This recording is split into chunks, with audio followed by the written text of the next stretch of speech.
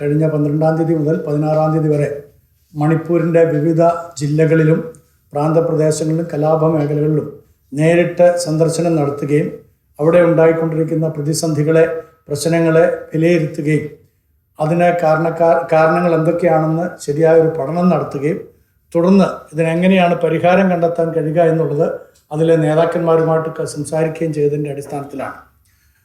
ശരിക്കും മണിപ്പൂർ എന്ന് പറയുന്നത് ഏറ്റവും മനോഹരമായ ഒരു സംസ്ഥാനമായിരുന്നു. അവിടെ ജനങ്ങളെല്ലാവരും വളരെ ഐക്യത്തോടു കൂടി തന്നെ ജീവിച്ചു പോരുന്നവരാണ്. അതിനകത്ത് മേത്തി വിഭാഗക്കാർ കൂടുതലായിട്ട് ഇംഫാൽ എന്ന് പറയുന്നതായ ജില്ലയിലും ബിഷ്ണുപൂർ, അതേപോലെ തന്നെ മൊയ്റ, ഇങ്ങനെയൊക്കെ പറയുന്ന ജില്ലകൾ 4 ജില്ലകളിൽ അവർ സ്പ്രെഡ് ചെയ്ത് കിടക്കുന്നുണ്ട്. സമതലങ്ങളിലെല്ലാം തന്നെ അവരാണ്. എന്നാൽ കുക്കി, നാഗ എന്ന് പറയുന്ന പ്രധാനപ്പെട്ട 2 ഗോത്ര വിഭാഗങ്ങൾ, അവർക്ക് സബൊക്കെ ഉണ്ട്. അവർ 2 കൂട്ടരും കുറച്ചുപേരൊക്കെ ജോലി സംബന്ധമായിട്ട് ഇംഫാലിൽ വന്ന് താമസിക്കുന്നുണ്ട്, ജോലിയോടും ബിസിനസ്സിനോടും ബന്ധപ്പെട്ടുകൊണ്ട്. ബാക്കിയുള്ള കൂടുതൽ ആളുകളും ഹിൽ ഏരിയകളിലാണ് താമസിച്ചുകൊണ്ടിരിക്കുന്നത്. അപ്പോൾ ആ ഹിൽ പ്രദേശങ്ങളിലേക്ക് ഉള്ള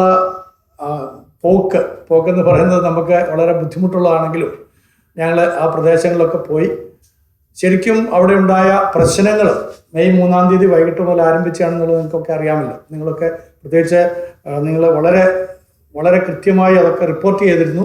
അതൊക്കെ വളരെ സന്തോഷകരമായ ഒരു കാര്യമാണ്. എന്നാൽ ഇപ്പോഴത്തെ അവിടുത്തെ യഥാർത്ഥ പ്രശ്നങ്ങളുടെ ആരംഭം എന്ന് പറയുന്നത് അവിടെ ഒരു പീസ് റാലി എല്ലാ ട്രൈബൽസും കൂടെ നടത്തുകയുണ്ടായി. എല്ലാ ജില്ലകളിലും നടത്തി. ഒരു പ്രശ്നവുമില്ലാതെ ആ റാലികൾ എല്ലാ ഇടങ്ങളിലും നടക്കുകയുണ്ടായി. എല്ലാ ജില്ലകളിലും നടന്നു. നമുക്കറിയാവുന്ന പോലെ 9 ഡിസ്ട്രിക്റ്റ് ആയിരുന്ന ഇപ്പോൾ 16 ജില്ലയാണ് അവിടെ ഉള്ളത്. അപ്പോൾ ആ ജില്ലകളുടെ എല്ലാ ആസ്ഥാനങ്ങളിലും കൂടെ ട്രൈബൽസ്, ഓൾ മണിപ്പൂരി ട്രൈബൽ ഗ്രൂപ്പിൻ്റെ സ്റ്റുഡൻസ് അവരെല്ലാവരും കൂടെ ഒരു റാലി നടത്തുകയും റാലി സമാധാനപരമായിട്ട് മടങ്ങുകയും ചെയ്തു.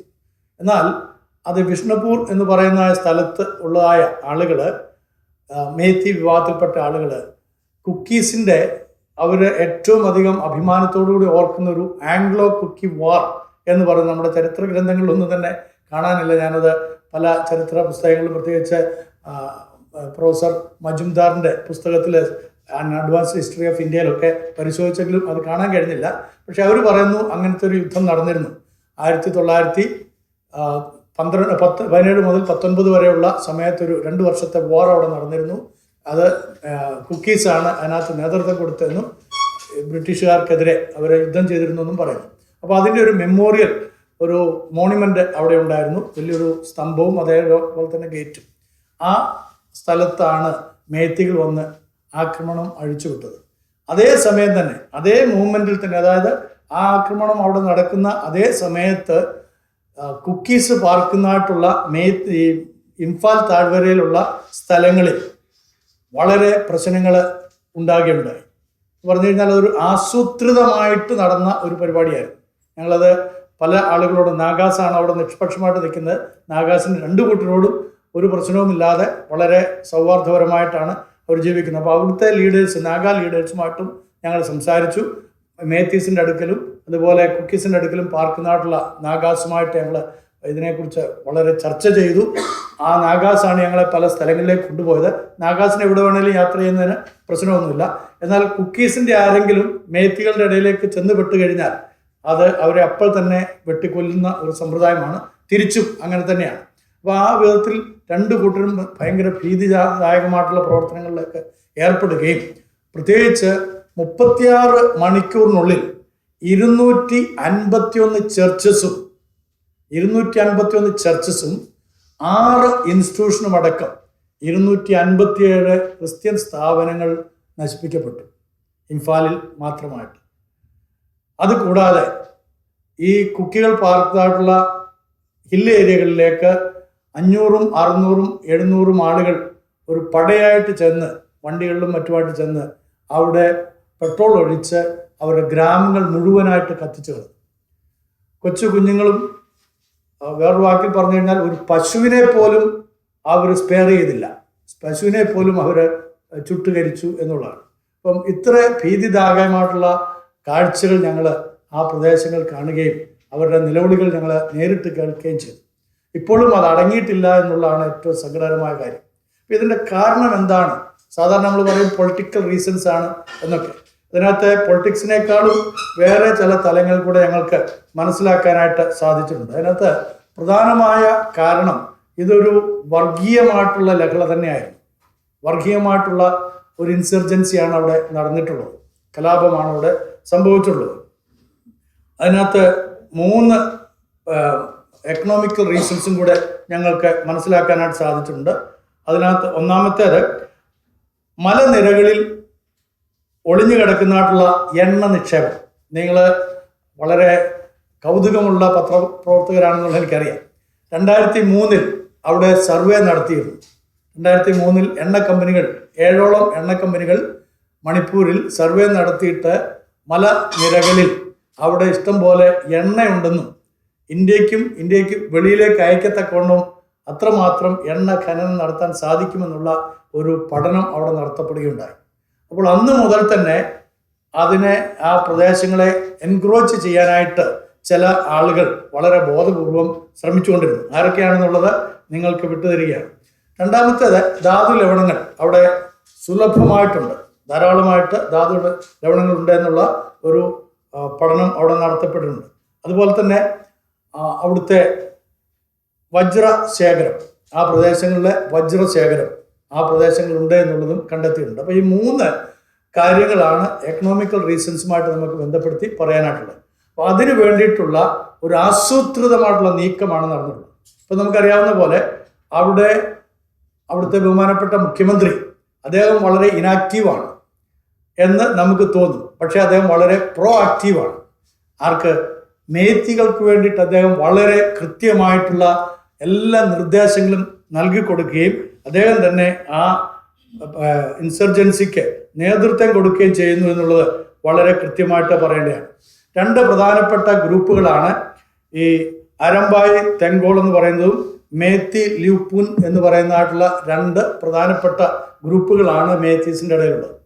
അപ്പോൾ ഈ അരമ്പായി തെങ്കോളും അതുപോലെ തന്നെ ഈ ല്യൂപ്പുൻ, ഇവർ 2 കൂട്ടരും ആഗ്രഹിക്കുന്നത് ഗോത്രവർഗക്കാർ ആ പ്രദേശത്ത് വേണ്ട, മണിപ്പൂരിൽ വേണ്ട എന്നുള്ളതാണ്. അപ്പോൾ അതുകൊണ്ട് തന്നെ ഒരു ജനോസൈഡ് എന്നുള്ള ഒരു കൺസെപ്റ്റും കൂടെ അതിനകത്തുണ്ട്. രണ്ടാമത്തേത്, ഈ കുക്കികൾ അതുപോലെ നാഗാസ് അവർ ഈ സുവിശേഷീകരണവുമായിട്ട് ബന്ധപ്പെട്ട് നിൽക്കുന്ന ആളുകളാണ്. ഹോസ്പിറ്റലൈസേഷൻ നമുക്കറിയാവുന്ന പോലെ ഗോത്രവർഗക്കാരെല്ലാം തന്നെ ഹെഡ് ഹണ്ടേഴ്സ് ആയിരുന്നു. ചില വർഷങ്ങൾക്ക് മുമ്പ് 1900 ആരംഭം വരെ അവരെല്ലാവരും തന്നെ ഹെഡ് ഹണ്ടേഴ്സ് ആയിരുന്നു. അവിടേക്ക് 1896 വില്യം പാർക്ക് എന്ന് പറയുന്നതായിട്ടുള്ള ഒരു വ്യക്തി വരികയും ആ കുക്കികളുടെ ഇടയിലും അതുപോലെ തന്നെ നാഗാസിൻ്റെ ഇടയിൽ, നാഗാ താങ്കോളാണ് ആദ്യമായിട്ട് ക്രിസ്ത്യ വിശ്വാസം സ്വീകരിക്കുന്നത്. 1896 അത് സംഭവിച്ചത്. അപ്പോൾ അവർ ക്രിസ്ത്യ വിശ്വാസം സ്വീകരിച്ചപ്പോൾ മൊത്തത്തിൽ അത് സ്പ്രെഡ് ആകുകയും ആ വർഗം അല്ലെങ്കിൽ നാഗാസ് കംപ്ലീറ്റ് ആയിട്ട് 100% ക്രിസ്ത്യ വിശ്വാസികളായി തീരുകയും ചെയ്തു. അപ്പോൾ അവരുടെ തൊഴിലെന്ന് പറയുന്നത് ആളുകളുടെ തല കൊയ്തെടുക്കുക, വിഷാമ്പ ചെയ്തിട്ട് വീണ് കഴിയുമ്പോഴത്തേക്ക് തല കൊയ്തെടുത്ത് തലോട്ടി കൊണ്ടുവന്ന് വീട്ടിൽ വെക്കുന്ന ആൾ, ഏറ്റവും കൂടുതൽ തലോട്ടി വീട്ടിൽ കൊണ്ട് സൂക്ഷിക്കുന്ന ആളാണ് ആ പ്രദേശത്തെ ലീഡറായിരിക്കുക. ഓരോ ഗ്രാമത്തിനും ഓരോ തലവനുണ്ട്. അതായിരുന്നു അവരുടെ രീതി. എന്നാൽ ഈ ഗോസ്പലൈസേഷൻ അല്ലെങ്കിൽ സുവിശേഷീകരണം നടന്നതോടുകൂടെ അവരുടെ ആ ജീവിത രീതികൾ തന്നെ totally it was transformed. They were transformed like human beings. അതിനുശേഷം അവർക്ക് നല്ല എഡ്യൂക്കേഷൻ, ഗോത്രവർഗ്ഗക്കാരോട് നമ്മൾ ഇംഗ്ലീഷിൽ പറഞ്ഞാൽ അവർക്ക് കൃത്യമായിട്ട് മനസ്സിലാക്കാനും റെസ്പോണ്ട് ചെയ്യാനായിട്ടും സാധിക്കുന്നു എന്നുള്ളത് നമുക്ക് വളരെ കൗതുകമുള്ളൊരു കാര്യമാണ്. നമ്മൾ വിദ്യാഭ്യാസമില്ല എന്ന് വിചാരിക്കുന്ന ആ ആളുകളോട് നമുക്ക് ഇംഗ്ലീഷിൽ നന്നായിട്ട് കമ്മ്യൂണിക്കേറ്റ് ചെയ്യാൻ, അങ്ങോട്ടും ഇങ്ങോട്ടും കമ്മ്യൂണിക്കേറ്റ് ചെയ്യാനായിട്ട് സാധിക്കും. അതുകൊണ്ടാണ് ഞങ്ങൾക്ക് കൂടുതൽ വിവരങ്ങൾ സാധാരണപ്പെട്ട ആളുകളിൽ നിന്ന് കിട്ടാനായിട്ടിടയായത്. ഞങ്ങൾ ലീഡേഴ്സിനെ മാത്രമല്ല സാധാരണപ്പെട്ട ആളുകളെ കൂടെ കണ്ടു, അവരുടെ വേദനകൾ കേട്ടു, അവരുടെ പ്രശ്നങ്ങൾ മനസ്സിലാക്കാനായിട്ട് സാധിച്ചു. അതിൻ്റെ ആ പഠനത്തിൻ്റെ ഭാഗമാണ് നിങ്ങളുടെ കൈകളിലേക്ക് ഞങ്ങൾ തന്നിരിക്കുന്നത്. വേറൊരു കാര്യം, അവർക്കുണ്ടായിരിക്കുന്ന മാറ്റം എന്ന് പറയുന്നത് സാംസ്കാരിക മാറ്റം കൂടിയായിരുന്നു. എഡ്യൂക്കേഷനിൽ മാത്രമല്ല സാംസ്കാരിക മാറ്റം ഉണ്ടായി. അതുകൊണ്ട് തന്നെ അവർ മറ്റുള്ളവരെ അക്സെപ്റ്റ് ചെയ്യാനായിട്ട് സാധിച്ചു. മറ്റുള്ളവരെ കൊല്ലുന്ന ആ രീതിയിൽ നിന്ന് സ്നേഹിക്കുന്ന രീതിയിലേക്ക് പോകാൻ തുടങ്ങി. അതുകൊണ്ട് നമുക്കറിയാവുന്ന പോലെ നമ്മുടെ ദേശീയ മിലിറ്ററി ഗ്രൂപ്പുകളിലായിരുന്നു, എല്ലാ അതിർത്തി കാക്കുന്നവരിലായിരുന്നാലും ഒക്കെ അവർ വളരെ തന്മയത്വത്തോടുകൂടെ വളരെ രാജ്യസ്നേഹത്തോടുകൂടെ തന്നെ നിൽക്കുന്ന ഒരു വിഭാഗമായിട്ടാണ് മനസ്സിലാക്കാനായിട്ട് സാധിച്ചത്. അപ്പോൾ ഈ കുക്കികളാണെങ്കിലും കുക്കികൾക്കും അവരുടേതായിട്ടുള്ള ഒരു പ്രിവിലേജസ് ലഭിക്കുന്നില്ല എന്നുള്ള വലിയൊരു ഖേദം അവരുടെ ഉള്ളിൽ കിടപ്പുണ്ട്. നാഗാസിനുമുണ്ട്. അതിൻ്റെ ചില കാരണങ്ങൾ ഞങ്ങളൊന്ന് പറയാം. ഇപ്പോൾ നമുക്കറിയാവുന്ന പോലെ അവിടുത്തെ ബഡ്ജറ്റുമായിട്ട് ബന്ധപ്പെട്ടാണ് ആ കാര്യങ്ങൾ.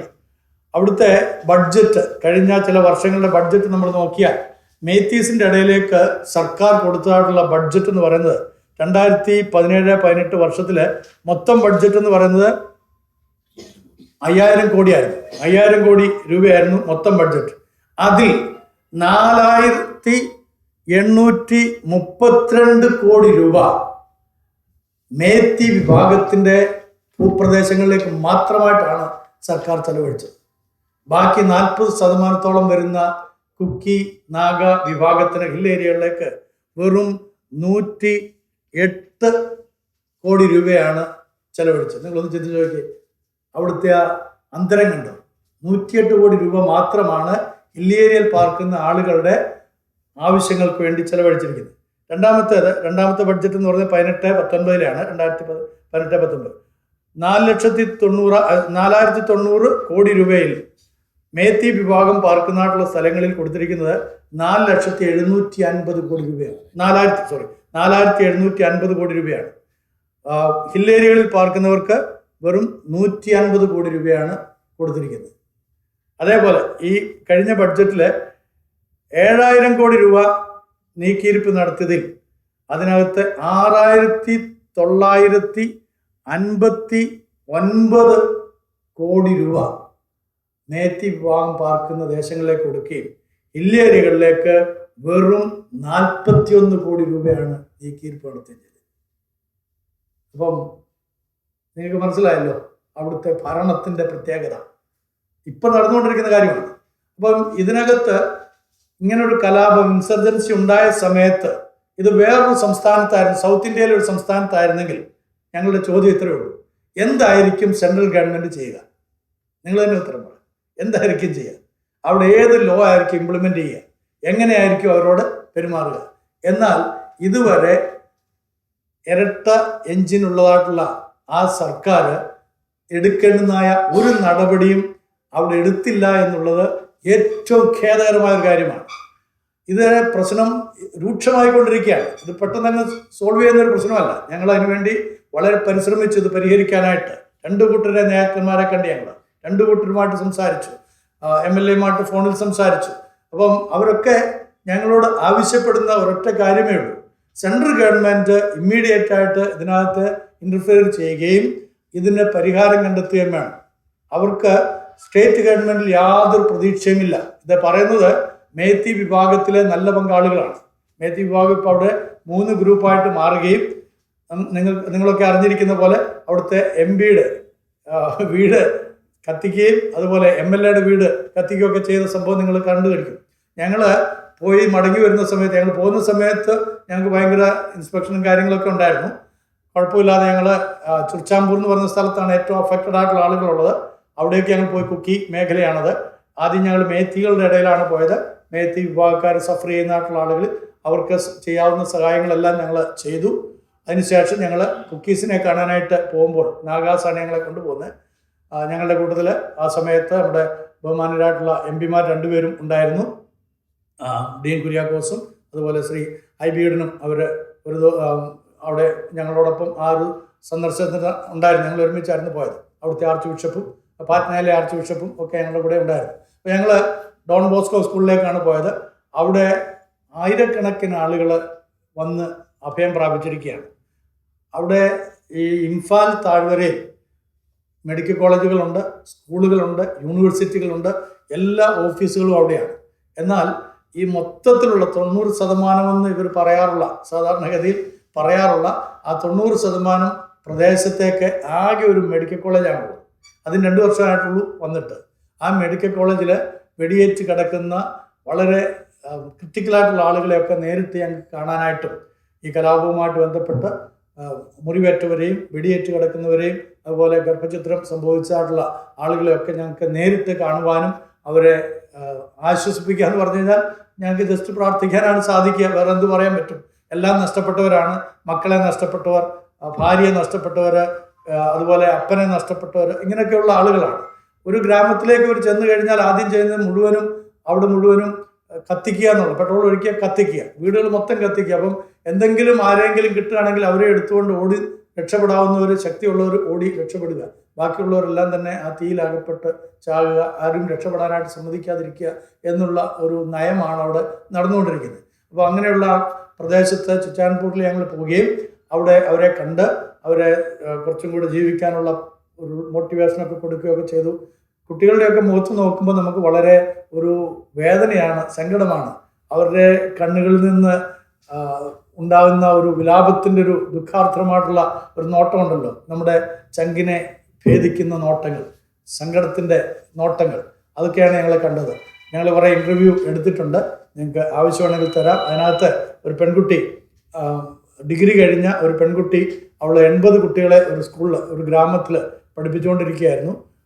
അവിടേക്ക് ഈ ഇൻസർജൻസിയുടെ ആളുകൾ വരികയും അവരെ പെട്രോൾ ഒഴിച്ച ആ സ്ഥലങ്ങൾ, ആ വീടൊക്കെ കത്തിക്കുകയും ചെയ്ത് 80 കുഞ്ഞുങ്ങളെയും കൊണ്ട്, ചെറിയ കുട്ടികളടക്കമുള്ളവരെയും കൊണ്ട് ആ പെൺകുട്ടി, 22 വയസ്സുള്ള ആ പെൺകുട്ടി ഓടി ആ രാത്രി മുഴുവനും കാട്ടിലൂടെ ഓടിയിട്ട് ഒരു പുഴത്തീരത്ത് അവർ ചെന്ന് ആ രാത്രി മുഴുവൻ അവിടെ കഴിച്ചു കൂട്ടി.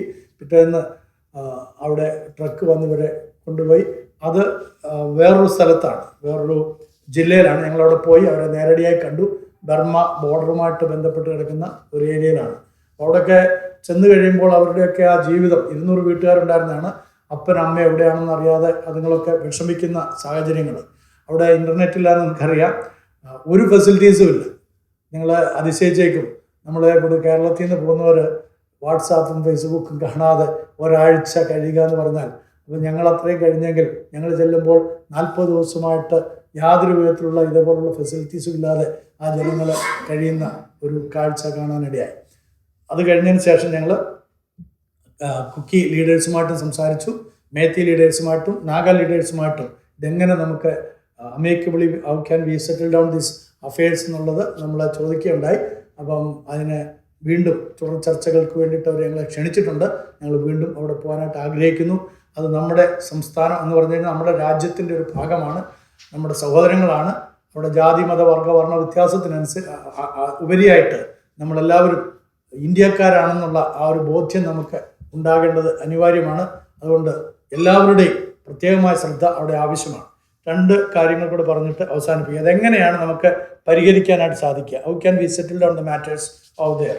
അതിന് ആദ്യത്തെ കാര്യം സെൻട്രൽ ഗവൺമെൻറ് ചെയ്യേണ്ടത് ഇപ്പോഴുള്ള മുഖ്യമന്ത്രിയെ എടുത്ത് ചെവിയെ പിടിച്ച് തൂക്കിയെടുത്ത് എറിയുകയാണ് വേണ്ടത്. ആ നാട്ടിൽ നിന്ന് തന്നെ എറിഞ്ഞു കളയണം. ഇത് ഞങ്ങളുടെ വാക്കല്ല, അവിടുത്തെ ജനങ്ങൾ ഒന്നടങ്കം പറയുന്നതാണ്, മേത്തികളടക്കം പറയുന്നതാണ്. അവിടുത്തെ അവരാദരിച്ചുകൊണ്ടിരുന്ന മുഖ്യമന്ത്രിയെ എടുത്ത് കളയണം. അതാണ് അവരുടെ ഒന്നാമത്തെ ആവശ്യം. രണ്ടാമത്തേത് രാഷ്ട്രപതി ഭരണം അവിടെ ഏർപ്പെടുത്തണം. ആ പ്രദേശത്തെ രാഷ്ട്രപതി ഭരണം ഏർപ്പെടുത്തണം എന്നവർ പറയുന്നു. മാത്രമല്ല, മൂന്നാമത്തേത് സംസ്ഥാന സർക്കാരിനെ മുഴുവനായിട്ട് പിരിച്ചുവിടുകയോ അല്ലെങ്കിൽ മുഖ്യമന്ത്രിയെ മാറ്റിയിട്ട് യോഗ്യനായിട്ടുള്ള ഒരാളുടെ കയ്യിൽ ഭരണം കൊടുക്കുകയോ ചെയ്യണം എന്നവർ ആവശ്യപ്പെടുന്നു. നാലാമതായിട്ട് സിറ്റിംഗ് സുപ്രീം ജഡ്ജിയെ കൊണ്ട് ജഡ്ജിയുടെ നേതൃത്വത്തിൽ ഒരു അന്വേഷണ കമ്മീഷനെ നിയമിക്കണം എന്ന് അവർ ആവശ്യപ്പെടുന്നുണ്ട്. അതുപോലെ തന്നെ സംസ്ഥാന സർക്കാരിൻ്റെ മനുഷ്യ അവകാശ ലംഘനങ്ങൾ, മനുഷ്യദംശനങ്ങൾ അത് പൂർണ്ണമായിട്ട് നിർത്തലാക്കണം എന്നുള്ളത് അവർ ഒരുമിച്ച് പറയുന്നു. അതുപോലെ തന്നെ ഞങ്ങൾ കണ്ട ഒരു കാഴ്ചയും കൂടെ പറയുമ്പോഴാണ് അടുത്തതിൻ്റെ പ്രസക്തി. ഞങ്ങൾ ചുരുച്ചാമ്പൂരിൽ നിന്ന് ചെന്ന് ആ ആളുകളുമായിട്ടൊക്കെ സംസാരിച്ചുകൊണ്ടിരിക്കുമ്പോൾ പെട്ടെന്നൊരു ന്യൂസ് വന്നു, ഇംഫാലിൽ കർഫ്യൂ ഏർപ്പെടുത്തിയിരിക്കുകയാണ്. കർഫ്യൂ ഓൾറെഡി ഉണ്ട് അവിടെ, പക്ഷേ പകലും കൂടെ കർഫ്യൂ ഏർപ്പെടുത്തിയിരിക്കുന്നു എന്ന് പറഞ്ഞപ്പോൾ ഞങ്ങൾ എത്രയും വേഗത്തിൽ മടങ്ങി പോരണം അവിടെ നിന്നുള്ള റിപ്പോർട്ടുകൾ വരികയുണ്ടായി. അതുകൊണ്ട് ഞങ്ങൾ മടങ്ങി വരാനായിട്ട് ഉദ്യമിക്കുന്ന സമയത്ത് കാണുന്ന കാഴ്ച, സ്ത്രീകൾ, മേത്തി സ്ത്രീകൾ, ഒരു 10-600 സ്ത്രീകൾ, നിങ്ങൾക്കറിയാവുന്ന ഒരു നല്ല ആരോഗ്യ ദൃഢഗാത്രരാണ്.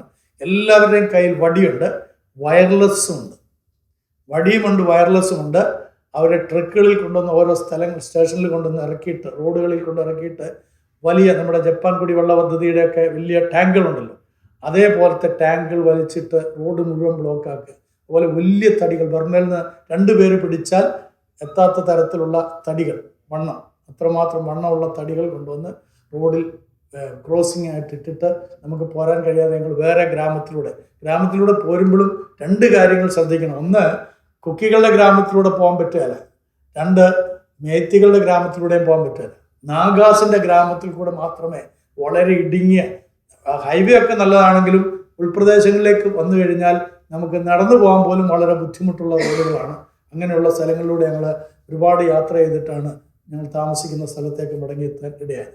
അപ്പോൾ ഈ ഞങ്ങളതിൻ്റെ കാരണം ഞങ്ങളുടെ കൂടെ ഉണ്ടായിരുന്ന നാഗ ഡ്രൈവർ ഇതിൻ്റെ കാരണം അന്വേഷിച്ചു. അപ്പോൾ ഒരു സംഭവം അറിഞ്ഞു, അവിടെ കുറേ പേര് കൊല്ലപ്പെട്ടു. അപ്പോൾ 1-2 പേര് പറഞ്ഞു, അവരുടെ കൂട്ടത്തിൽ നിന്ന് തന്നെ 1-2 പേര് പറഞ്ഞു 100ഓളം പേര് കൊല്ലപ്പെട്ടു എന്നൊക്കെ പറഞ്ഞു. ഞങ്ങൾ തിരിച്ചു വന്നിട്ട് നാഗാസിനാണ് ഇതിൻ്റെ കൂടുതൽ വിവരങ്ങൾ അറിയുക. കാരണം അവരുടെ തൊട്ടടുത്ത ഗ്രാമങ്ങളിലാണ് ഈ സംഭവങ്ങൾ നടക്കുന്നത്. അതുകൊണ്ട് അവരാണത് മനസ്സിലാക്കുന്നത്. അപ്പോൾ ഇത് 14-ാം തീയതിയാണ് സംഭവിച്ചത് ഈ കാര്യം. അന്ന് ഒരുപറ്റം ആളുകൾ കുക്കീസിൻ്റെ ഗ്രാമത്തിൽ ചെന്ന് കുക്കീസിനെ ആ ഗ്രാമത്തെ മുഴുവനായിട്ട് കത്തിച്ചു. അതിനുശേഷം എല്ലാ കുക്കി ഗ്രാമങ്ങളിലും ഓരോ ചർച്ചുണ്ട്, എല്ലാ ഗ്രാമങ്ങളിലുണ്ട്. ഞാൻ നേരത്തെ പറഞ്ഞ ആ 256-57 കണക്ക് അത് കുക്കികളുടെ ചർച്ചുകൾ, ഇംഫാലിലുണ്ടായിരുന്ന ചർച്ചുകളാണ് കത്തിച്ചതിൻ്റെ കാര്യം പറഞ്ഞത്. മെയ്ത്തി ക്രിസ്ത്യൻസിന്റെ ചർച്ചുകൾ, മെയ്ത്തി ക്രിസ്ത്യൻസിന്റെ ചർച്ചുകളാണ് 251 പ്ലസ് ഇൻസ്റ്റിറ്റ്യൂഷൻസ് പറഞ്ഞത്.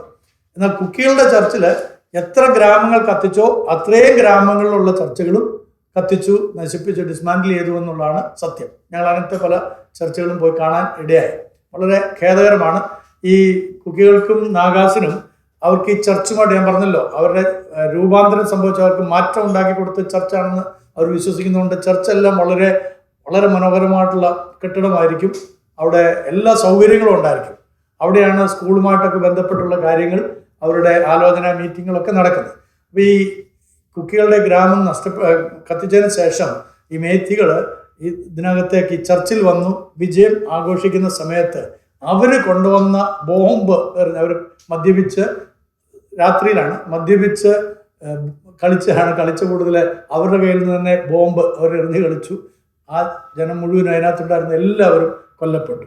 അപ്പോൾ അതിൻ്റെ തിരിച്ചടിയായിട്ടാണ് ഇപ്പോൾ മേത്തികൾ തന്നെ മുഖ്യമന്ത്രിയോടും മറ്റ് മന്ത്രിമാരോടും വളരെ കൃത്യമായിട്ട് ഇത് അവസാനിപ്പിക്കണം, ഈ കൊലപാതകങ്ങൾ നിർത്തണം എന്ന് ആവശ്യപ്പെട്ടുകൊണ്ട് അവരുടെ തന്നെ MLA-മാരെയും അവരുടെ തന്നെ മന്ത്രിമാരെയും അവർ ആക്രമിക്കാൻ തുടങ്ങിയിരിക്കുന്നത്.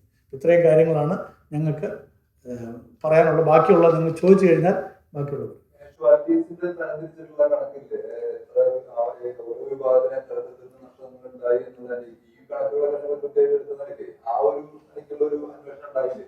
അതിനകത്ത് 2 പ്രശ്നങ്ങളുണ്ട്. ഒന്ന്, ഈ വില്ലേജുകളിൽ ആരുമില്ല, വില്ലേജ് മൊത്തമായിട്ട് നശിപ്പിക്കപ്പെട്ടിരിക്കുകയാണ്. അപ്പം നമുക്ക് അവിടെ നിന്നുകൊണ്ടൊരു അസസ്മെൻ്റ് നടത്താൻ പറ്റുകയില്ല. വേറൊന്ന് ഞങ്ങൾ കണ്ട കാഴ്ച, ചില ഗ്രാമങ്ങളിൽ ഞങ്ങൾ ചെല്ലുമ്പോൾ അവിടെ കത്തിക്കപ്പെട്ട സാധനങ്ങളും വേസ്റ്റ് എന്ന് പറഞ്ഞു കഴിഞ്ഞാൽ ഒഴിവാക്കി പോയല്ലോ, ഉപേക്ഷിച്ച് പോയല്ലോ, ആ സാധനങ്ങൾ ട്രക്കുകളിൽ കയറ്റി ലൂട്ട് ചെയ്യുന്നതായിട്ടുള്ള കാഴ്ചകൾ കണ്ട് കൊള്ളയടിച്ചു കൊണ്ടുപോകുന്നു. അപ്പോൾ നമുക്ക് അങ്ങനെ ഒരു അസസ്മെന്റ് നടത്താനായിട്ട് സാധിക്കും. കാത്തലിക് ചർച്ച് ഇംഫാൽ ആർച്ച് ഡയസിന്റെ കാത്തലിക് ചർച്ചിന്റെ മാത്രം ഒരു കണക്ക് പുറത്തു വന്നിട്ടുണ്ട്. അത് ഏകദേശം 18 കോടി രൂപയുടെ നഷ്ടം അവർക്ക് സംഭവിച്ചു എന്നാണ് പറയുന്നത്. അതായത് ഇംഫാൽ ആർച്ച് ഡയസിന്റെ diocesan pastor center training center, pastor training center പൂർണ്ണമായിട്ടും കത്തിച്ച് മാത്രമല്ല, കത്തി കഴിയുമ്പോൾ ഇത് പൊളിക്കുകയാണ്. അതുപോലെ 6 മേജർ ചർച്ചുകൾ, 2 സ്കൂള്, ഈ റാപ്പിഡ് ആക്ഷൻ ഫോഴ്സ് ക്യാമ്പ് ചെയ്യുന്ന ഇംഫാലിന്റെ ഏറ്റവും അഭിമാനമായ ഒരു ഇൻസ്റ്റിറ്റ്യൂഷൻ ഉണ്ട്, സെന്റ് ജോസഫ് ഇൻസ്റ്റിറ്റ്യൂട്ട്, 4000ഓളം കുട്ടികൾ പഠിക്കുന്നത്. ഈ RAF ക്യാമ്പ് ചെയ്യുന്ന ഈ സ്കൂളില് പട്ടാപ്പകല് ഈ മെയ്തേയ് സ്ത്രീകള്, അത് അവര് ഹിന്ദുസാണ്, ഹിന്ദു സ്ത്രീകള് പട്ടാപ്പകൽ കൂട്ടത്തോടെ ചെന്ന് ജനലിൽ അടിച്ചു പൊറിച്ച് അതിനകത്തോടെ ബോംബ് എറിഞ്ഞു. 3 ബോംബ് എറിഞ്ഞ് 3 പൊട്ടിയില്ല. അത് പൊട്ടിയിരുന്നെങ്കിൽ ഈ റാപ്പിഡ് ആക്ഷൻ ഫോഴ്സിലെ ഒരു 100-ലധികം പേരെങ്കിലും, ആ ഒരു ബ്ലോക്കിൽ താമസിക്കുന്ന 100-ലധികം പേരെങ്കിലും അന്ന് കൊല്ലപ്പെട്ടേ. അത് അത്രയും സംഭവിച്ചിട്ടും ഇത് കണ്ടുകൊണ്ടിരുന്ന അടുത്ത വീടുകളുടെ ടെറസുകളിലും സ്ഥാപനങ്ങളിലും ഒക്കെ കണ്ടുകൊണ്ടിരുന്ന ആളുകൾ പറയുന്നത്, അത്രയും സംഭവിച്ചിട്ടും ഈ റാപ്പിഡ് ആക്ഷൻ ഫോഴ്സ് അവരുടെ കയ്യിൽ AK-56 പോലുള്ള മോഡേൺ വെപ്പൺസ് ആയിരിക്കണം. AK-47 വളരെ അപൂർവം, അതിന് മുകളിലുള്ള സാധനങ്ങൾ ഇരിക്കണം. അതൊന്ന് തൊടാൻ പോലും ഇവര് തയ്യാറാവുന്നു. ഒന്നും ഇതിനെ അറിയാം, ലാത്തി എടുത്ത് പോലും ഇവരുടെ പുറകിൽ നിന്ന് പോകുന്നില്ല. ഇവര് എറിയുന്നു, അടിച്ചു പൊളിക്കുന്നു, കത്തിക്കുന്നു, അവര് പോകും.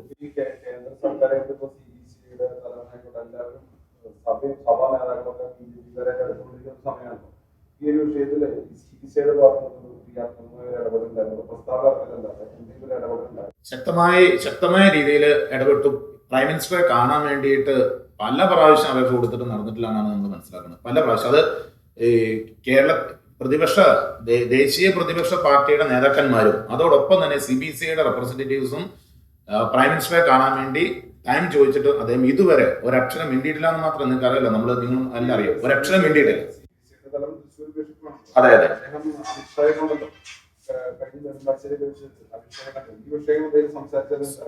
തീർച്ചയായിട്ടും സംസാരിച്ചു എന്നുള്ളത് തന്നെയാണ്.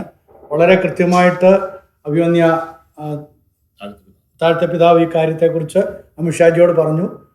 ക്രൈസ്തവർക്കെതിരെ നടക്കുന്ന പീഡനങ്ങൾ പ്രത്യേകിച്ച് മണിപ്പൂരിനെ സംബന്ധിച്ച് സംസാരിച്ചായിട്ട് തന്നെയാണ് ഞങ്ങൾ കൃത്യമായിട്ട് മനസ്സിലാക്കിയത്. ഇതിനകത്ത് ഒരു കാര്യം കൂടെ ഒന്ന് വ്യക്തമാക്കുക. അതായത് ഈ മെയ്തേയ് കുക്കി ഗോത്രം എന്ന് പറയുമ്പോൾ ഈ മെയ്തേയ്ക്കകത്ത് മെയ്തേയ് ഹിന്ദുസ് ആണ്. അതിനകത്ത് ഈ കൺവെൻഷനിലൂടെ വന്നിരിക്കുന്ന ഒരു വിഭാഗമാണ് മെയ്തേയ് ക്രിസ്ത്യൻസ്. അവരൊരു 20% കൂടുതലൊന്നുമില്ല, 15 to 20% ഉള്ളൂ.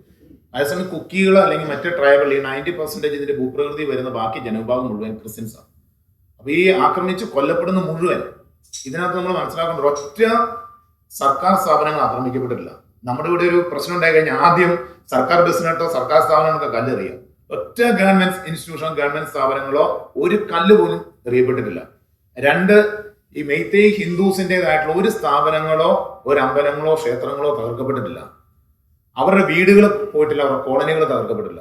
തകർക്കപ്പെട്ടത് മുഴുവൻ ഈ മെയ്തേയ് ക്രിസ്ത്യൻ വിഭാഗത്തിൻ്റെതായിട്ടുള്ള 251 പള്ളികളോ അവരുടെ 5 സ്ഥാപനങ്ങൾ, കാത്തലിക് ചർച്ചിന്റെ സ്ഥാപനങ്ങൾ, പ്രത്യേകിച്ച് evangelical church, Baptist church, Anglican ചർച്ചിന്റെ പോലുള്ള സ്ഥാപനങ്ങളും ബാക്കി ഇൻഡിപെൻഡന്റ് ചർച്ചുകളുടേതായിട്ടുള്ള സ്ഥാപനങ്ങൾ ആണ് ആക്രമിക്കപ്പെടുന്നത്. ഒരു ചോദ്യമാണ് നമ്മൾ മാധ്യമങ്ങളുടെ മുമ്പിൽ അവിടെ നിന്നും നമ്മൾ ചോദിച്ചത് ഇവിടെയും ചോദിക്കാൻ ആഗ്രഹിക്കും. എന്തുകൊണ്ട് ഇത് വർഗീയത ഉണ്ടോ എന്നൊരു ചോദ്യം എന്റെ പുറകിലുണ്ട്. ഒറ്റ ചോദ്യമുള്ളൂ, എന്തുകൊണ്ട് ക്രിസ്ത്യൻ ചർച്ചസും സ്ഥാപനങ്ങളും ആക്രമിക്കപ്പെടും? ഒരു കേരളത്തിൽ നിന്നുള്ള ഫ്രാൻസിസ്കൻ സിസ്റ്റേഴ്സിന്റെ ഒരു കോൺവെന്റ് ഒരു വില്ലേജ് ആക്രമിച്ചപ്പോൾ കോൺവെന്റ് ആക്രമിക്കപ്പെട്ട് അവര് ഒരു ദിവസം രാത്രി മുഴുവൻ കാട്ടില് സുഗണ എന്ന് പറയുന്ന സ്ഥലത്ത് അവർ ആക്രമിക്കപ്പെടുന്നു. അത് കഴിഞ്ഞ് 2 ദിവസം കഴിഞ്ഞ് അവിടുന്ന് ഈ കത്തിക്കാൻ വന്നവര് അവിടുന്ന് ഒഴിവായി, അവരെല്ലാം തിരിച്ചു പോയി എന്ന് മനസ്സിലാക്കി കഴിഞ്ഞപ്പോൾ ഇവർക്ക് ഡ്രസ്സ് എടുക്കണം, ഈ കന്യാസ്ത്രീ സിസ്റ്റേഴ്സിന് ഡ്രസ്സ് എടുക്കണം. അപ്പൊ ഡ്രസ്സ് എടുക്കാൻ വേണ്ടി അവര് ഈ ഗ്രാമക്കാരായ 2 പേരെയും കൂട്ടി ഇവിടെ ചെന്ന് കഴിയുമ്പോൾ കാണുന്നത് ഇത് ആക്രമിക്കാൻ വന്ന ബഹുമാനപ്പെട്ട ജോൺസൺ അച്ഛൻ മുമ്പ് നിങ്ങളോട് പറഞ്ഞു 2 ട്രൂപ്പുകളുണ്ട്, 2 മിലിറ്റൻസ്, അതായത് അവിടുത്തെ ഗവൺമെന്റിന്റെയും രാഷ്ട്രീയ പാർട്ടികളുടെയും കീഴിൽ പ്രവർത്തിക്കുന്ന 2 മിലിറ്റൻസ്. ആ മിലിറ്റന്റ് ഗ്രൂപ്പുകൾ അതിനകത്ത് താമസിക്കാം.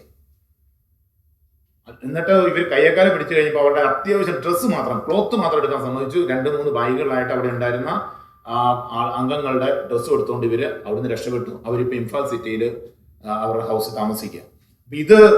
ഇത് എന്തുകൊണ്ട് സംഭവിക്കുന്നു? അതോടൊപ്പം തന്നെ മെയ്തേയ് ക്രിസ്ത്യൻസ് ഞങ്ങളോട് പറഞ്ഞൊരു കാര്യം, ഞങ്ങൾ നേരിട്ട് അവരുടെ ക്യാമ്പുകളിൽ പോയി അവർ പറഞ്ഞൊരു കാര്യം, ഇപ്പൊ ഒരു ഫോം കൊണ്ടാണ് വരുന്നത്. ഇവരൊരു ഫോം കൊണ്ട് വന്നിട്ട് ആ ഫോം ഫില്ല് ചെയ്യാൻ കൊടുക്കുക. അതിനകത്ത് ആദ്യത്തെ ചോദ്യം, നിങ്ങൾ എന്നാണ് ബൈബിൾ കത്തിക്കുന്നത്? നിങ്ങൾ എന്നാണ് നിങ്ങൾ തിരിച്ചു വരുന്നത്? ഇത് ഈ 2 ഗോത്രങ്ങൾ തമ്മിലുള്ള ഒരു ഇഷ്യൂ ആണെങ്കിൽ എന്തുകൊണ്ട് ഇതിനകത്ത് മതം കയറി വരുന്നു? എന്തുകൊണ്ട് ക്രിസ്ത്യൻസ് മാത്രം ആക്രമിക്കപ്പെടും? സംശയം 2 തരത്തില് വംശീയ ഉന്മൂലനാവാം, അതല്ലെങ്കിൽ മതപരമായിട്ട് ക്രിസ്ത്യൻ വിഭാഗത്തിന് ഉന്മൂലനാവാം. ഇത് നെഗറ്റീവ് ഭാഗത്തിൽ രണ്ടും പറയുന്നുണ്ട്. ഹിന്ദു ക്രിസ്ത്യൻ ഉണ്ടാകും, അവര് തമ്മിൽ സംഘർഷമുണ്ടോ? അവര് തമ്മിലില്ല. പക്ഷെ അവരുടെ പള്ളികളാണ് ഈ പള്ളികൾ മുഴുവൻ 251 പള്ളികളും 5 സ്ഥാപനങ്ങളും ആക്രമിച്ച് നശിപ്പിച്ച് മുഴുവൻ മെയ്തേയ് ഹിന്ദുസ്. അല്ല, അങ്ങനെയാണെന്നുണ്ടെങ്കിൽ ഈ പറയുന്ന വർഗീയ കലാപം ആണെന്നുണ്ടെങ്കിൽ അവർക്ക് നേരെ ആക്രമണം ഉണ്ടാവുന്നതല്ലേ? അല്ല, ഈ മെയ്തേയ് ക്രിസ്ത്യൻ സമൂഹത്തിൻ്റെതായിട്ട് നശിപ്പിക്കപ്പെട്ട മുഴുവൻ പള്ളികളും സ്ഥാപനങ്ങളും തകർത്തത് മുഴുവൻ ഈ മെയ്തേയ് ഹിന്ദു വിഭാഗമാണ്. അപ്പൊ ഇത് വംശീയമല്ല, ഇത് എത്നിക് ആണെങ്കിൽ എന്തായാലും ഒരു കാരണവശാലും അവരുടെ സഹോദരങ്ങളെ ആക്രമിക്കാനോ അവരെ ഉപദ്രവിക്കാനോ തയ്യാറാവില്ല. അവരും കൊല്ലപ്പെട്ടിട്ടുണ്ട്, മെയ്തേയ് ക്രിസ്ത്യൻസും കൊല്ലപ്പെട്ടിട്ടുണ്ട് മെയ്തേയ് ഹിന്ദുസിന്റെ കയ്യിൽ നിന്ന്. നിങ്ങൾ അവസാനം പറഞ്ഞ പോലെ അല്ല, കഴിഞ്ഞ ദിവസം ഇവിടെ മണിക്കൂറിനോട് ഒരു മന്ത്രി ഇവിടെ വന്നിരുന്നല്ലോ, അദ്ദേഹത്തിന്റെ മന്ദിരം കത്തിച്ചു. അതിന്റെ വിവരം കണ്ടുവന്നു. രണ്ടാമത്തെ കാര്യം അതും മെയ്തേയ് ഹിന്ദുസ് തന്നെയാണ്. അദ്ദേഹം പറഞ്ഞ ഒരു കാര്യം, പത്രക്കാരോട് പറഞ്ഞൊരു കാര്യം, ഹിന്ദുക്കൾക്കെതിരെയുള്ള ആക്രമണമാണ് ഇതിന്റെ പിന്നിലെന്നാണ് അദ്ദേഹം ചൂണ്ടിക്കാണിച്ചത്. അദ്ദേഹത്തിന്റെ ഭവനം എന്തുകൊണ്ട് അയാളുടെ വസതി കത്തിച്ചു? അതെ, അതാ ചോദ്യം. അദ്ദേഹത്തിന്റെ വസതി മാത്രമല്ല, വേറെ കത്തിച്ചിട്ടുണ്ട്. അത് മെയ്തേയ് ഹിന്ദു വിഭാഗങ്ങളാണ്. അതായത് ഇപ്പൊ അവര് കത്തിക്കുന്നത് എന്തിനാന്ന് വെച്ചാൽ അവരെ പ്രൊട്ടക്ട് ചെയ്യാൻ ഇവര് പരസ്യമായിട്ട് മുന്നോട്ട് വരുന്നില്ല. ഈ മൈത്തേ ഹിന്ദു വിഭാഗത്തെ പ്രൊട്ടക്ട് ചെയ്യാൻ ഇവർ പരസ്യമായിട്ട് മുന്നോട്ട് വരുന്നില്ല എന്നുള്ളതാണ് ഇപ്പോൾ അവര് ഉയർത്തുന്ന ആരോപണം. അവർ പറഞ്ഞൊരു കാര്യം ഇതാണ്, ഞങ്ങളിങ്ങനെ we are going through lot of crisis of here, but you people are keeping silence. Why you are not acting? Why you are not bringing the government, the central government over here to settle down the problem? Amit Shah ji came out there and he promised that within 15th of this month, the things will be settled down, there will be peace. But even on 15th, there was a curfew. And he is not turning out. And the Prime Minister, Honorable Prime Minister hasn't opened his mouth yet today. Have you noticed it? അങ്ങനെയാണെങ്കിൽ ഈ കലാപം അവസാനിക്കില്ല എന്നർത്ഥം. നിങ്ങൾ പറഞ്ഞ ഈ പരിഹാരമാർഗം അത് പൂർണ്ണമായിട്ട് വിജയിക്കും തോന്നുന്നു. അതായത് ഒരു സ്കൂളില് പരിഹരിക്കേണ്ട ആൾക്കാരാണ് ഇപ്പൊ പറഞ്ഞത്. ഇനിയിപ്പോ സ്കൂള് തുറന്നാൽ Yeah. ഇനി മിണ്ടാതോളം കാര്യം എങ്ങനെ പരിഹരിക്കാൻ പറ്റുക? ഇതിനകത്തൊരു കാര്യം കൂടെ നിങ്ങളോട് പറയേണ്ടെന്ന് വിചാരിച്ചാണെങ്കിലും പറഞ്ഞേ പറ്റുള്ളൂ, നമ്മുടെ പൊതുജനം അറിയണം. അവിടെ ഇൻഫിൽട്രേഷൻ ഒരുപാട് നടക്കുന്നുണ്ട്. ഇൻഫിൽട്രേഷൻ നടക്കുന്നത് with the consent of the honourable chief minister of Manipur. അവിടുത്തെ ജനങ്ങൾ ഞങ്ങളോട് പറഞ്ഞതാണ്. അവിടുത്തെ മുഖ്യമന്ത്രിയുടെ അറിവോടുകൂടെ നുഴഞ്ഞുകയറ്റക്കാരെ കൊണ്ടുവന്നിട്ട് അദ്ദേഹത്തിന് പോപ്പി കൃഷി ചെയ്യാനായിട്ട്, പോപ്പി കൾട്ടിവേഷൻ ചെയ്യാനായിട്ട് അദ്ദേഹമാണ് മുൻകൈ എടുക്കുന്നതെന്ന് പറയുന്നു. അതുകൊണ്ടാണ് അദ്ദേഹത്തെ ആ സ്ഥാനത്തു നിന്ന് മാറ്റാത്തതെന്ന് ഞങ്ങൾ സംശയിക്കുന്നു. അവിടുത്തെ ജനങ്ങൾ പറയാണ്. അവർ പറയുന്നു, ഇതുവരെ നമ്മുടെ ഓണറബിൾ പ്രൈം മിനിസ്റ്റർ അദ്ദേഹത്തിൻ്റെ വായ തുറന്നിട്ടില്ല ഈ സംഭവത്തെ സംബന്ധിച്ച്. നിങ്ങൾ ആരെങ്കിലും കേട്ടിട്ടുണ്ടോ? നിങ്ങൾ ആരെങ്കിലും റിപ്പോർട്ട് ചെയ്തിട്ടുണ്ടോ?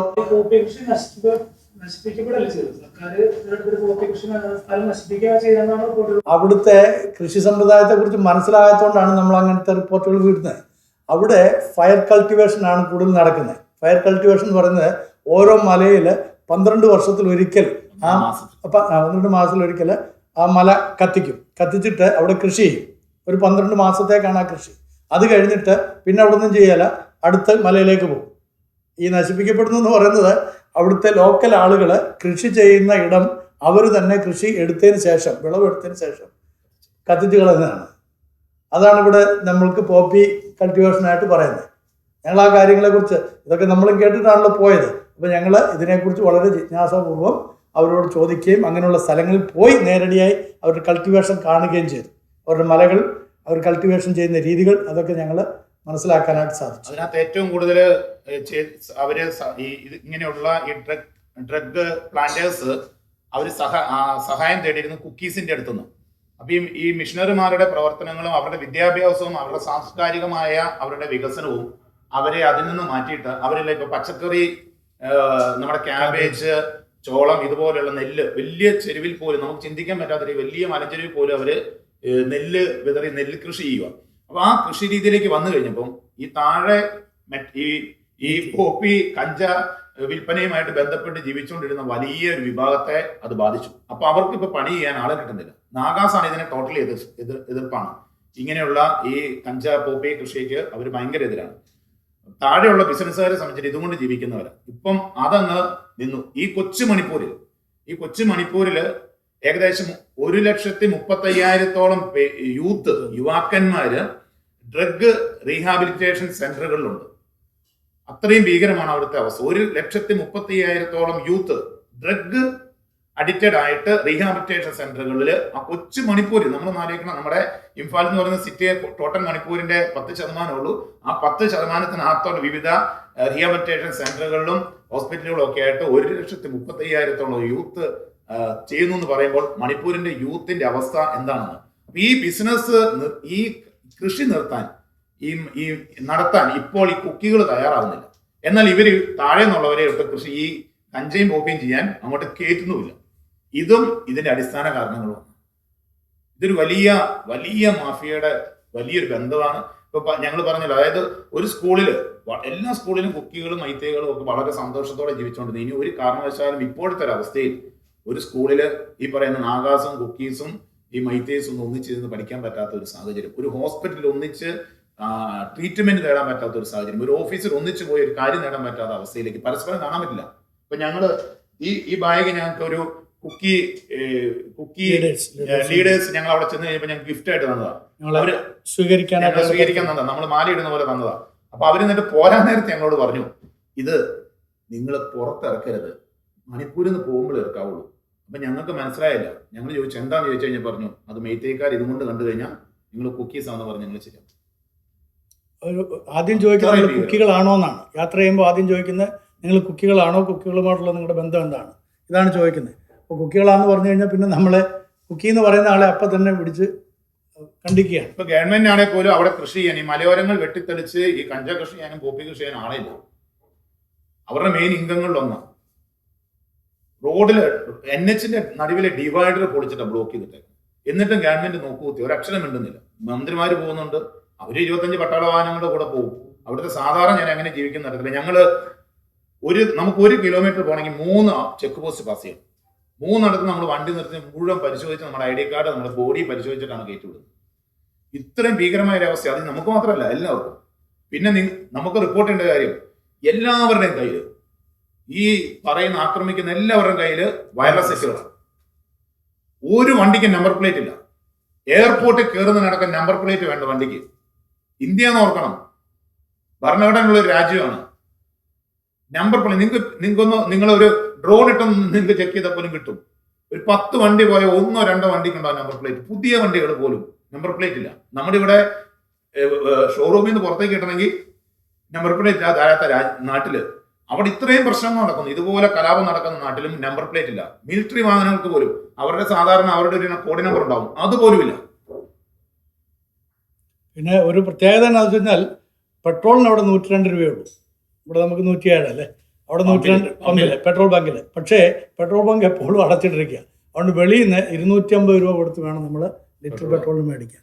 ഒരു ചോറിന് 250 രൂപ. ഒരു ചോറ് കിട്ടണമെങ്കിൽ 250 രൂപ. ഞങ്ങൾ അറിയാതെ കയറി കഴിച്ചത്, ഞങ്ങൾ ഓർഡർ ചെയ്ത് കൊണ്ടുവരിച്ച ഒരാൾക്ക് 1000 വെച്ചായിപ്പോയി. അതാണ് അവിടുത്തെ അവസ്ഥ. ഇപ്പോഴത്തെ ജനത്തിന്റെ ജീവിത സാഹചര്യം അങ്ങനെയാണ്, അതുപോലെ ഭീകരം. നമുക്ക് ഇവിടുന്ന് ചിന്തിക്കാൻ പറ്റാത്ത ഒരു ഭീകരമായ അവസ്ഥ. പക്ഷെ നമ്മുടെ മാധ്യമങ്ങളൊന്നും റിപ്പോർട്ട് ചെയ്യുന്നില്ല. ഏറ്റവും നന്നായിട്ട് റിപ്പോർട്ട് ചെയ്യുന്നത് മലയാള മാധ്യമങ്ങളാണ്.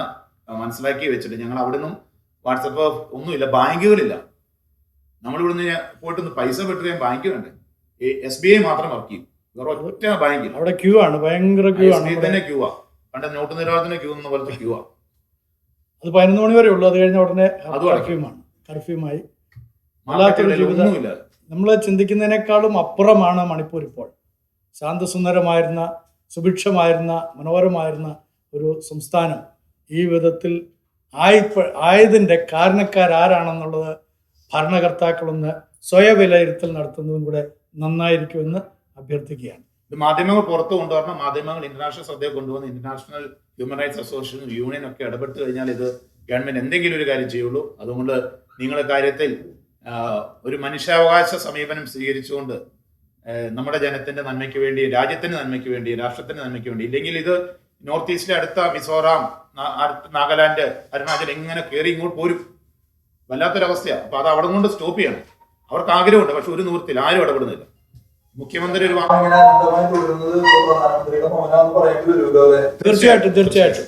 കാരണം 47 ദിവസമായിട്ടും ആദരണീയനായിരിക്കുന്ന പ്രധാനമന്ത്രി ഈ സംഭവത്തെക്കുറിച്ച് എന്താണ് അവിടെ നടക്കുന്നതെന്ന് ചോദിക്കാൻ പോലും മെനക്കെട്ടിട്ടില്ല എന്നുള്ളതാണ് നമ്മൾ മനസ്സിലാക്കുന്നത്. പ്രധാനമന്ത്രിയുടെ മൗനം മാത്രമല്ല, നമുക്കറിയാം നമ്മുടെ റോട്ടിലൂടെ ഒരു പട്ടി പോയിട്ട് ആ പട്ടീനെ, ഒരു പേപ്പട്ടീനെ കല്ലെടുത്ത് ഒരു മനുഷ്യൻ എറിഞ്ഞാൽ ആ കാര്യത്തിൽ പോലും ഇവിടുത്തെ വന്യജീവി നിയമങ്ങളുടെ അല്ലെങ്കിൽ നമ്മുടെ ആ പട്ടികൾക്കുള്ള അവകാശത്തിന്റെ പേരിൽ സ്വയം കേസെടുക്കുന്ന ഉന്നത നീതിപീഠങ്ങൾ ഇതുപോലെ മൃഗീയമായി മനുഷ്യൻ പച്ചയ്ക്ക് വെടിയേറ്റ് കൊല്ലപ്പെടുന്നു.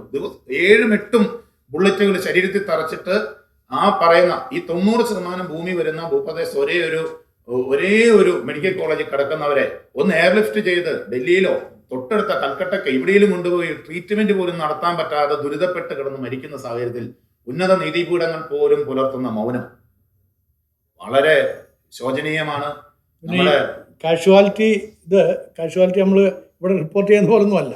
ഞാൻ പറഞ്ഞല്ലോ, 102 എന്ന് പറയുന്നുണ്ട്, 92 എന്ന് പറയുന്നുണ്ട്, 82 എന്ന് പറയുന്നുണ്ട്. 3 കണക്കുകളാണ് ഒരു സ്ഥലത്തു നിന്ന് വന്നിരിക്കുന്നത്. ആ ബോംബ് പത്രത്തിൽ വന്ന് 9. മനസ്സിലായില്ലേ? കാരണം റിപ്പോർട്ടുകൾ ശരിയായിട്ട് വരുന്നില്ല. ഒന്നാമത് നമുക്ക് നെറ്റില്ല അവിടുന്ന് വിവരങ്ങൾ തരാനായിട്ട്, ഫോൺ വഴിയായിട്ടാണ്. അപ്പം നമുക്കവിടെ ധാരാളം ഫ്രണ്ട്സ് ഇപ്പം അവിടെ ചെന്നതിന് ശേഷമായിട്ടുണ്ട്. അപ്പോൾ എല്ലാ ദിവസവും ഞങ്ങളിവിടെ കയറുന്നതിന് തൊട്ട് മുമ്പും വിളിച്ച് അപ്ഡേറ്റ് ചെയ്തിട്ടാണ് ഞങ്ങളിവിടെ വന്നിരിക്കുന്നത്. എന്തെങ്കിലും നിങ്ങളുടെ ചോദ്യങ്ങളൊക്കെ വരുമ്പോൾ അതിനനുസരിച്ച് മറുപടി പറയാനാണ്. പട്ടാളം ഇങ്ങനെ നിൽക്കുന്നതുകൊണ്ട് നമ്മുടെ കയ്യിൽ നിന്ന് ഫോൺ വാങ്ങും. അപ്പം ഞങ്ങളുടെ കൂടെ ഒരു സ്ഥലത്ത് ചെന്നപ്പോൾ ഞങ്ങളുടെ കൂടെ ഉണ്ടായിരുന്ന ഒരാൾ അവരറിയാതെ അവർ കാണാതെയാണ് ചെയ്തത്. പക്ഷെ അത് അവർ കണ്ടു, മേടിച്ച് എൻ്റെ വീഡിയോസ് ഫോട്ടോസ് ഡിലീറ്റ് ചെയ്തു. അപ്പൊ ഞങ്ങളൊക്കെ ഇങ്ങനെയുള്ള സ്ഥലത്ത് ചെല്ലുമ്പോൾ നമ്മൾ പോക്കറ്റിൽ ഫോൺ അങ്ങ് കയറ്റിയിട്ട് വേണം, നമുക്ക് എടുക്കാൻ പറ്റില്ല. എടുത്തു കഴിഞ്ഞാൽ അവരപ്പം തന്നെ അത് ഡിലീറ്റ് ചെയ്യും. അപ്പൊ നമുക്ക് എന്തെങ്കിലും കിട്ടിയ സാധനം കൂടെ നഷ്ടപ്പെടും. അതുപോലത്തെ അവസ്ഥയാണ്. മണിപ്പൂർ പോലീസ് മേത്തീസിന് വേണ്ടുന്ന എല്ലാ സഹായങ്ങളും ഒത്താശകളും കൊടുത്തു കൊണ്ടാണ് ഈ കാര്യങ്ങൾ ചെയ്യിക്കുന്നതെന്നുള്ളതും കൂടെ മറന്നുപോയത്. പിന്നെ ഈ പറയുന്ന മേത്തീസിന് ആർക്കും തന്നെ ഹില്ലേരിയയിലേക്ക് കയറിയിട്ട് അവിടുത്തെ വിവരങ്ങൾ അന്വേഷിക്കാനും പറ്റില്ല. അങ്ങനെയുണ്ട്. അതുകൊണ്ട് ഹില്ലേരിയകളിൽ നടക്കുന്ന വിവരങ്ങൾ പുറം ലോകം അറിയുന്നില്ലെന്നുള്ളതാണ് അവരുടെ സങ്കടം. അവർ ഞങ്ങളോട് ആവശ്യപ്പെട്ടതും കേരളം എന്ന് പറയുന്നത് അവരുടെയൊക്കെ മനസ്സിൽ വലിയൊരു സങ്കല്പം, യൂറോപ്യൻ രാജ്യത്തെ പോലെ തന്നെ വളരെ വളരെ നല്ല മനുഷ്യരും ഐക്യമുള്ള ജനതയും ആയതുകൊണ്ട് നിങ്ങൾ വേണം ഞങ്ങളെ സഹായിക്കാൻ. അവരുടെ ഗ്രീറ്റിംഗ്സ് എല്ലാം, വന്ദനം എല്ലാം നമുക്ക് അവർ പറഞ്ഞിട്ടുണ്ട്. കേരളക്കാർക്ക്, മലയാളികൾക്കെല്ലാം അവരുടെ എല്ലാ വിധത്തിലുള്ള നമസ്കാരവും അവർ അറിയിച്ചിട്ടുണ്ട്. അപ്പം നമ്മളും കേരളത്തിൻ്റെ ആയിട്ടുള്ള എല്ലാ വന്ദനവും അവരെ അറിയിക്കുകയും ചെയ്തു. Thank you very much. വേറെ എന്തെങ്കിലും ചോദിക്കാനുണ്ടോ?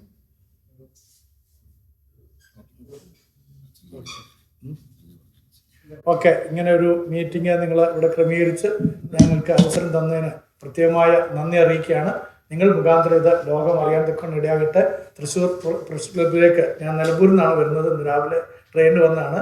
അഡ്വക്കേറ്റ് പാലക്കാട് നിന്നാണ് വരുന്നത്. ഞങ്ങൾ ഈ സ്ഥലം തിരഞ്ഞെടുത്തത് ഇവിടെ നിന്ന് വേണം സാംസ്കാരികമായിട്ടുള്ള ഈ വസ്തുതകൾ ലോകത്തിലേക്ക് എത്തിപ്പെടാൻ എന്നുള്ളതുകൊണ്ട്. അതുകൊണ്ട് നിങ്ങളുടെ കൈകളിലാണ് ഇനിയും ബാക്കി കാര്യങ്ങൾ. Thank you very much.